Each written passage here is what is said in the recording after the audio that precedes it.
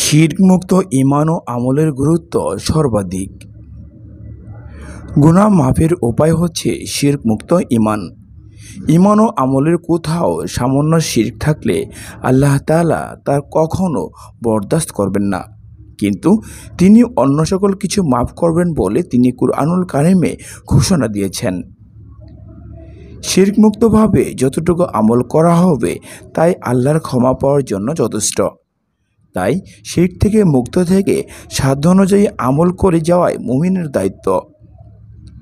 আল্লাহ তাআলা বলেন, হে আদম সন্তান, তুমি আমার যতটুকুই ইবাদত করো এবং ভালো আশা করো, যদি তুমি আমার সাথে কোনো কিছুকে অংশী স্থাপন না করো তাহলে তোমার আমল যাই হোক না কেন তোমাকে আমি ক্ষমা করে দেব।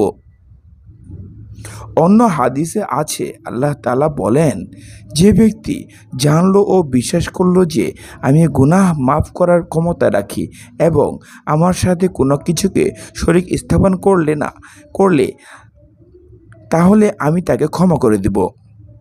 অর্থাৎ কোনো কিছুকে শরীক স্থাপন করলো না তাহলে আমি তাকে ক্ষমা করে দেব। এক্ষেত্রে আমি কারো পরোয়া করব না।